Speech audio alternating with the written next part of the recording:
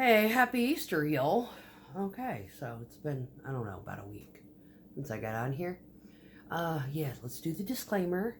Yeah, I've got a potty mouth and I vape. I've also got this really wicked, weird fucking cough that is attributed to my work environment. So, yeah. Anywho, moving on. Yeah, let's talk about a few little things. So, I did take earlier. I'm holding on to it because I don't know if I covered everything. But yeah, it's still here. Damn.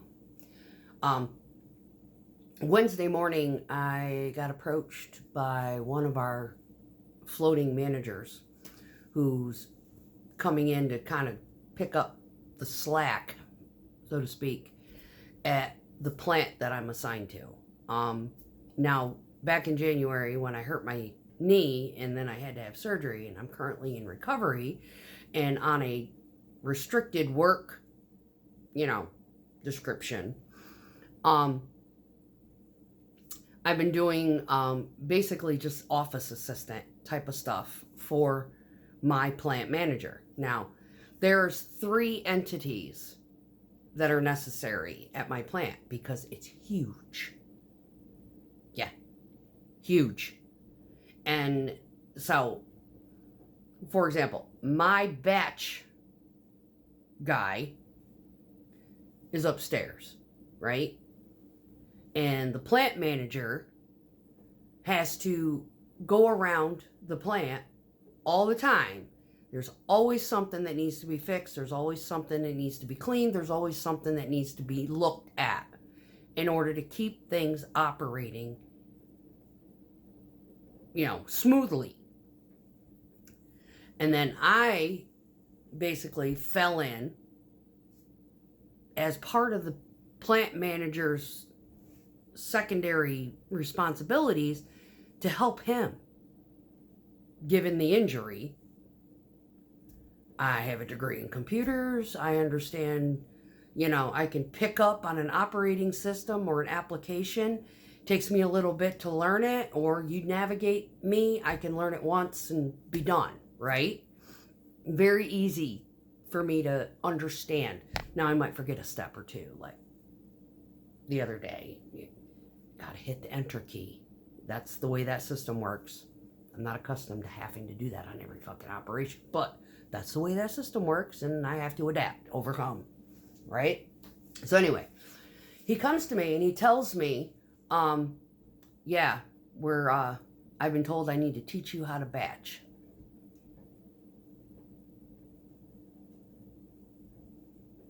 Really? And I'm blinking at him like, you sure about that? He's like, nope, they said we're with dude, the batch guy is on vacation. He's the toxic one. Seems to think he's in charge of shit, and he ain't. And that's why we have a plant manager, and it's not him. Anyway, and I'm just a paperwork girl. I process, people come in, hey, I need 3 tons of gravel. I get in there, I type in the stuff, I process the ticket, I run the credit card or take the cash, count out the change, yada yada, do the cash box, have accountability, give them their receipt, make sure they sign their credit card receipt, file everything. Some stuff is account, so I look up and make sure they have an account. They don't have to pay right away. I just have them sign their receipt that they were there, they picked it up, and on I go, right? I keep everything organized. I do the Lord's work for the lady that's got to process all this crazy paperwork to balance the books, to ensure that everything is, organized. And I try to keep things as organized as possible, not just in our own accountability, but to kind of help her out too, right? So I'm thinking, oh my God, shit's going to get fucked up because nobody has, that detail oriented to, put a sticker on there and say this was scanned into the system, with a paperclip, this stack of stuff, right? So they're getting duplicate copies of shit because people are going behind the other one doing it twice. Because no communication. Communication totally sucks at my company. I love my company. I love them to death. I've been here over 10 years and they're wonderful. Absolutely wonderful. just, we got to work on the communication thing. You know, not everything is a big fucking secret. Okay. So I get put on this desk. Now they know that I am the breaker of rules in some things, and they are harmless rules, but they are very much pertinent to keeping the sanity of the drivers. So having that communication element and allowing the drivers to see, okay, we are the middle plant. We're the biggest one, right? And we've got several other ones that, 10 total. But there's 2 or 3 that are like in proximity where we crisscross trucks and we shuffle, and like wherever that load needs to go, whoever's closest to whatever plant, you're going to stop in there, pick up a load, and you're going to head back. You might be there for a few loads. You might be there for one load and get routed back to where you came from, kind of thing.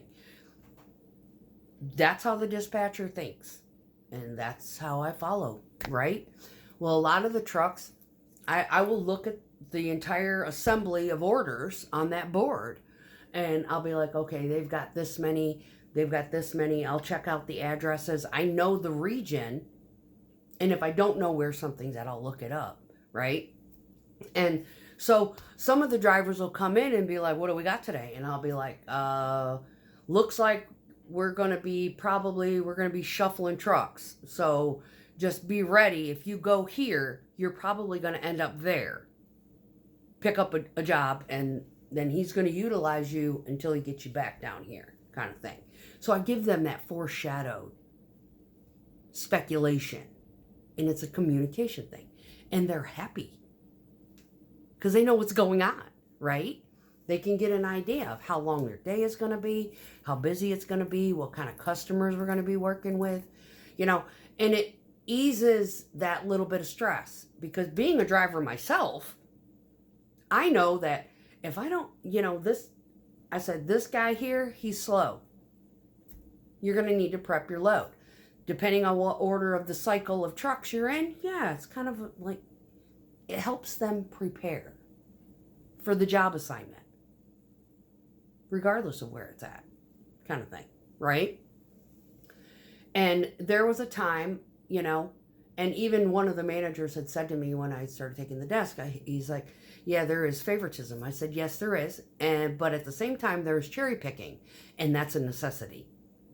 I said, so I can see both sides of the fence. I can sit on both sides of the fence and understand why our dispatch does the way he does in some regard. I said, now there's other days where he has lost his freaking marbles, because it is just, and not everybody is on their fucking game every minute of every fucking day. Like I'm like, I had to call him, like, quite literally. What was it? It was I think it was Friday. I'm like, you got truck number been sitting here an hour and a half, yo. Is there something wrong? Are you holding him for something? Because he's kind of getting antsy. He's like, oh, shit, I'm losing my mind, he says.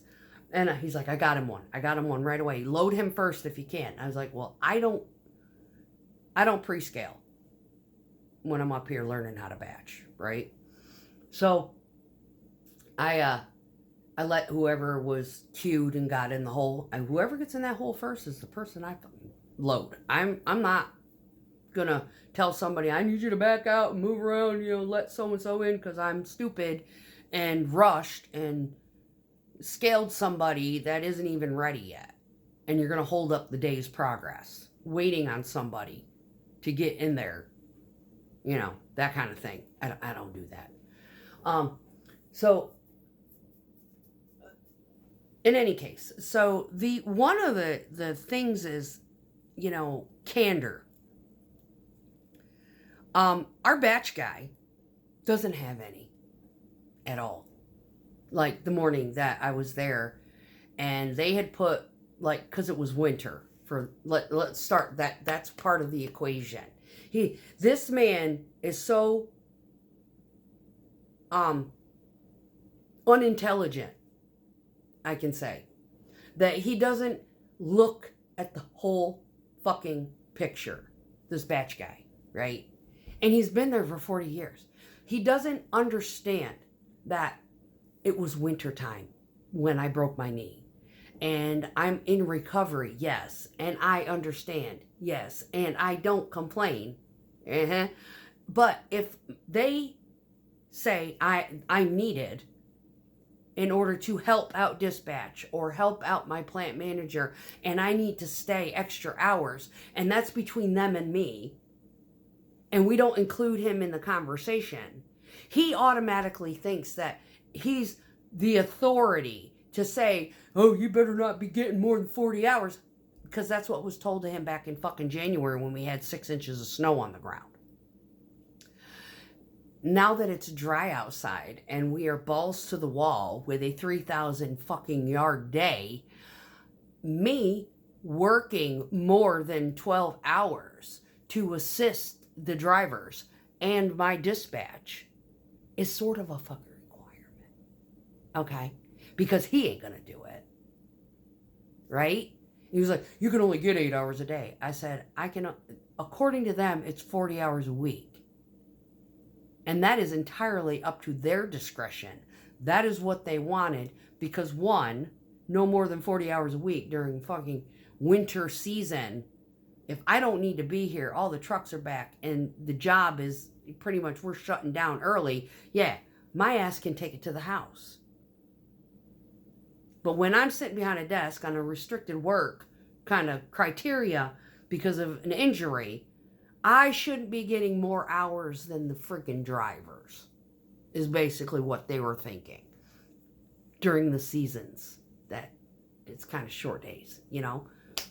This guy is like, he does not put any of this in perspective at all. He doesn't look at the whole room. He looks at one fucking target and that's what he sticks with. Like a fucking autistic, you know, almost.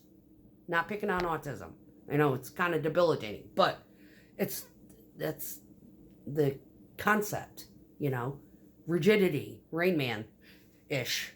Anywho, so when he came into that day, what are you fucking doing here? And what the fuck? Who the fuck are you?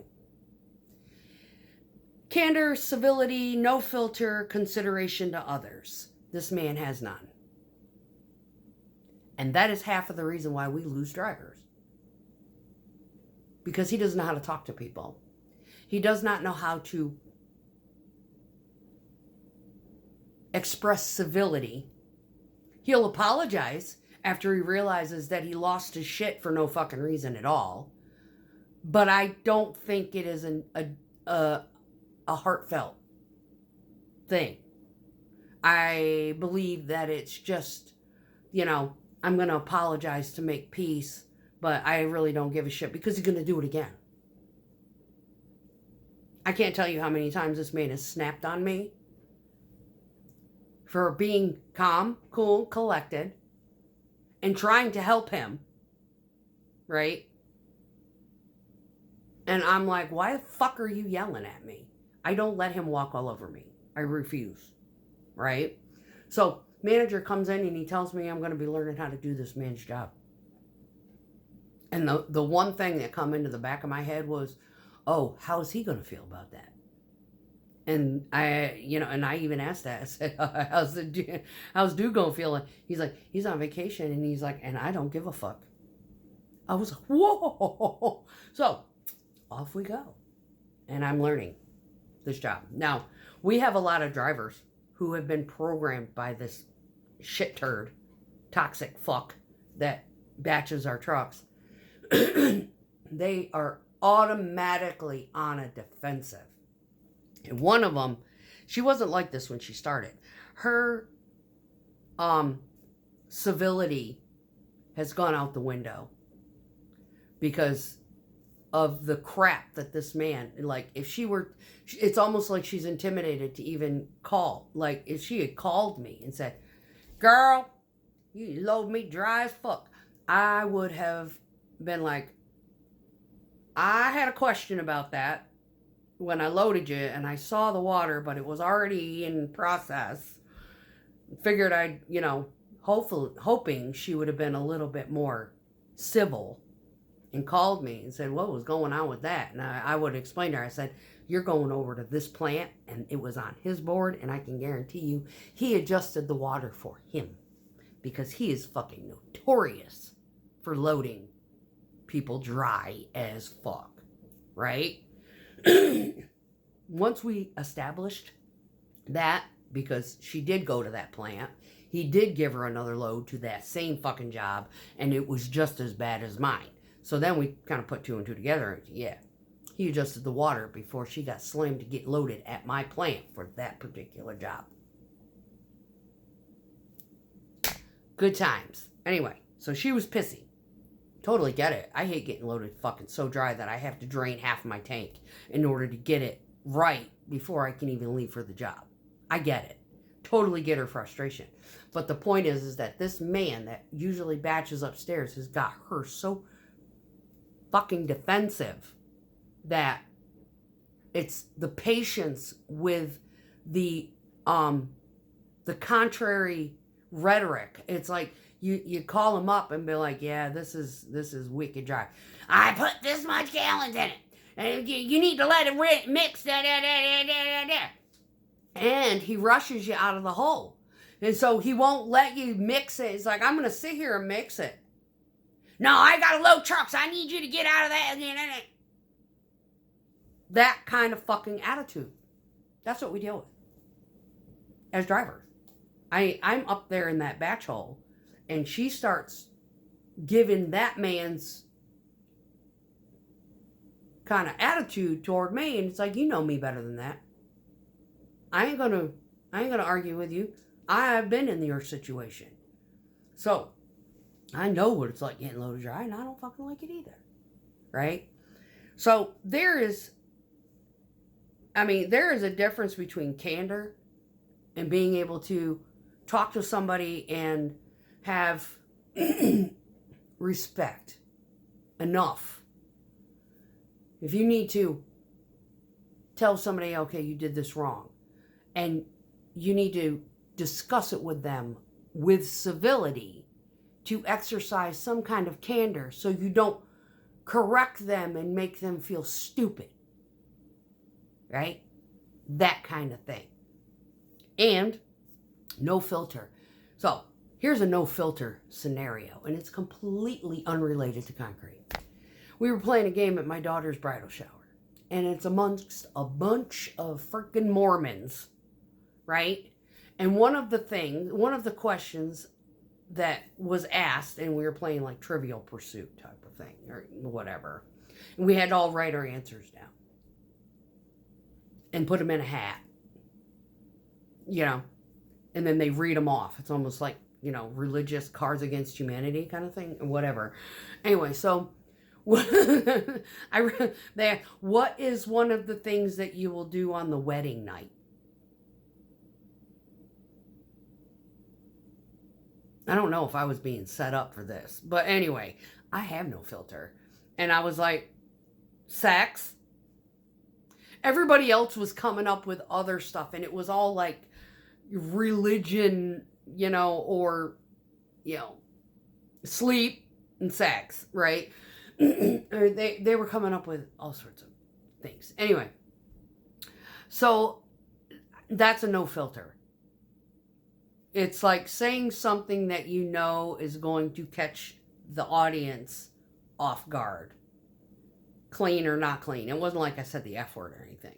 It was just something that is like, taboo, right? No filter. That is me. I have no filter. I'm going to call it.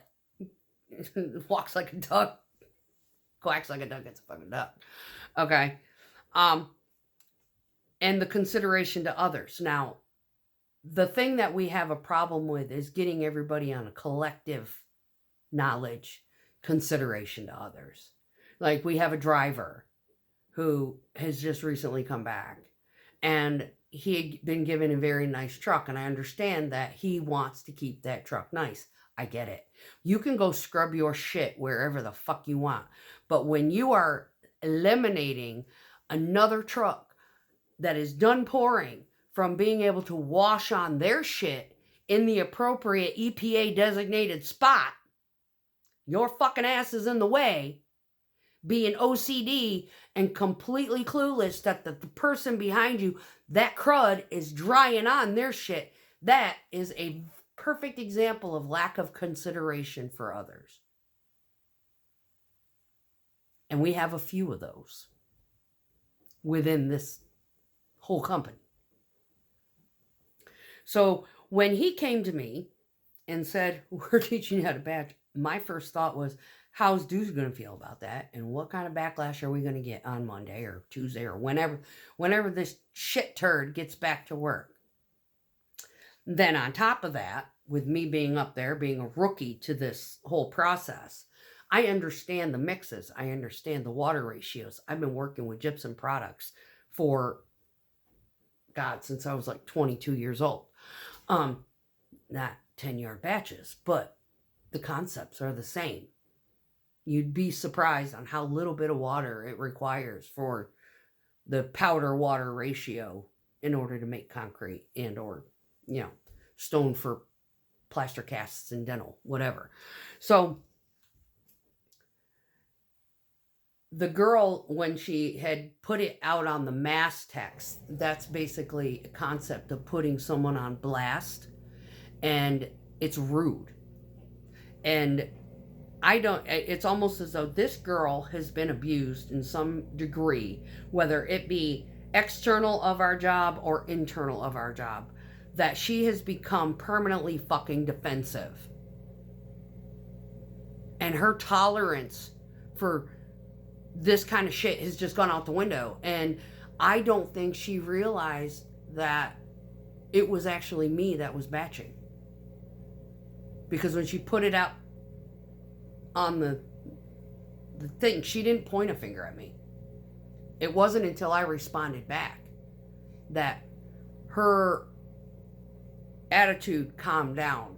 And then we did the mystery puzzle that, that other plant batcher had adjusted it before the ticket got placed on my board for her in my queue to get loaded at my plant as opposed to his plant. Because we're pulling, the one job is kind of in the middle. So he's going to load a few out of his and I'm going to load a few out of mine. And they're all going to meet on a job that is originally assigned to his load board. That kind of thing, right?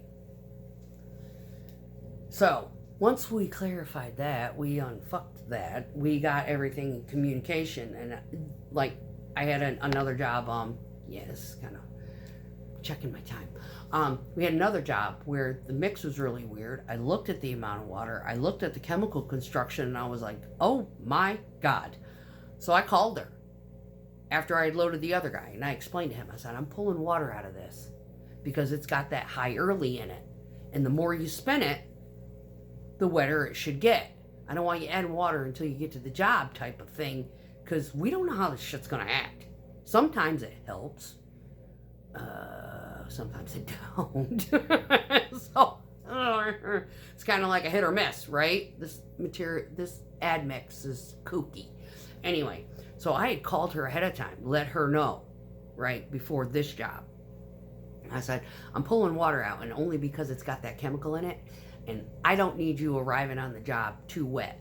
So you're going to have to use your best judgment, go with the flow, understand that I'm doing this because I don't want you having to come get a dry up, because if you get a dry up, it's going to throw it off, and if they test it, it's going to fuck us all up, right? So she understood. I had asked her, hey, let me know what this crazy shit's sitting on so I can adjust accordingly, so the next time if I have to load somebody with this, I know to leave the water alone and not touch it, or do it like I had and take the water out, kind of thing. So she never said anything. I called the first guy that I had loaded, and he said, yeah, it's dry as fuck. And I was like, okay, note to self. So I took a screenshot of it.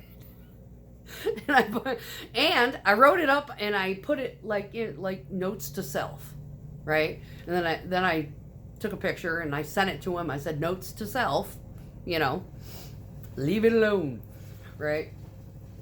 So the biggest thing about this whole conversation is the mere fact that I got put into training on something that I did not ask for. That was their assessment, their judgment. Management said, train her for that.